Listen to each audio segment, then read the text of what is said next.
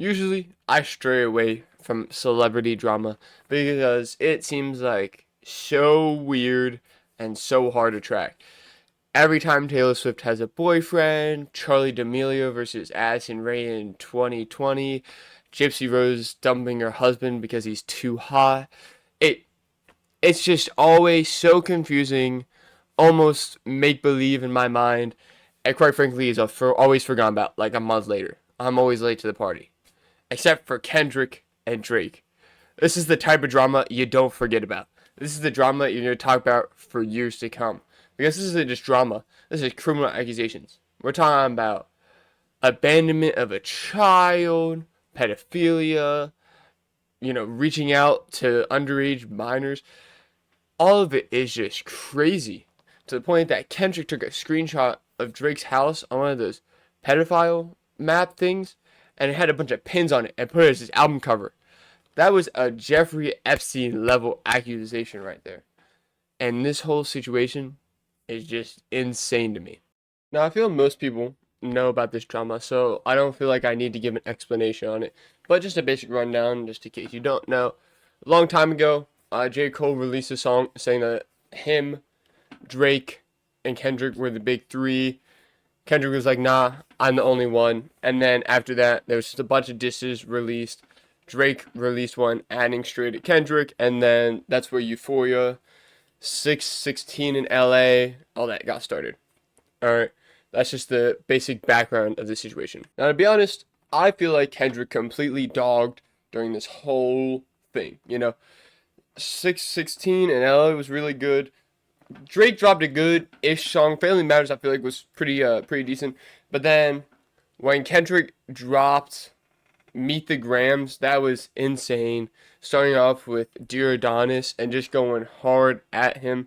It felt like way insane. And then the Not Like Us dropping that probably A minor cool thing was just insane. Alright. I felt like Kendrick had completely cleared. Drake released Part 6, The Heart. And that one just felt really weird. It was just like, nah, I didn't do this. I didn't do this. And if I did, I would have been arrested by now. So I thought that all of us had kind of agreed that Kendrick completely dogged on Drake, because Drake really, in that last diss track, didn't really do, like, the dissing he did do was pretty much making fun of Kendrick and his mom for getting, like, molested. I don't know which one it was, but I've heard it was his mom. Some people say it was Kendrick, but either way, Drake was just like, haha, imagine that. Don't really prove of that.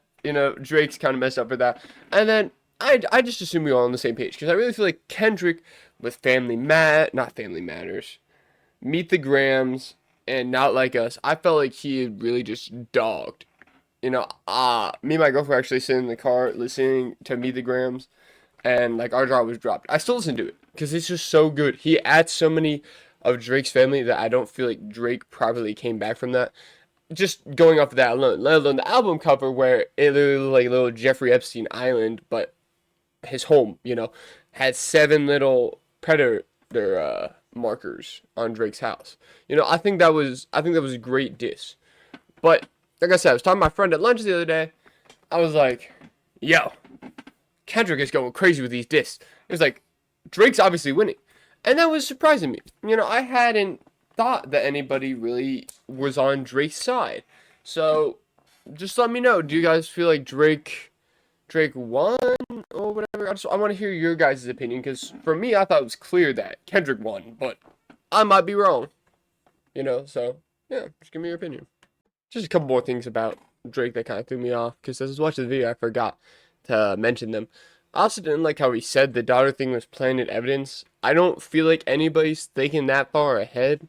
With the, oh yeah, I planted this and I leaked it to you. This is like years coming. No, Drake. We saw your stream. Like, they were using this chat. Like, bro, you're not that smart. In my opinion, that's how I felt. And then, for the other thing that kind of threw me off was when he directly mentioned, like, I think Millie Bobby Brown, either in that song or just in general, with the whole pedo accusations. It felt like a, oh, I'm very guilty thing. It was just very weird. It's weird how he's defending himself and was like, well, if I was, I would have been caught on by, if I was, I would have been arrested. Come on now. So, of course, since I'm not arrested, I'm not. Like, it was weird. It was weird. It went from dissing to defending. And when you defend, and almost shows that you're guilty, in my opinion. But again, that's just me. Let me know down in the comments.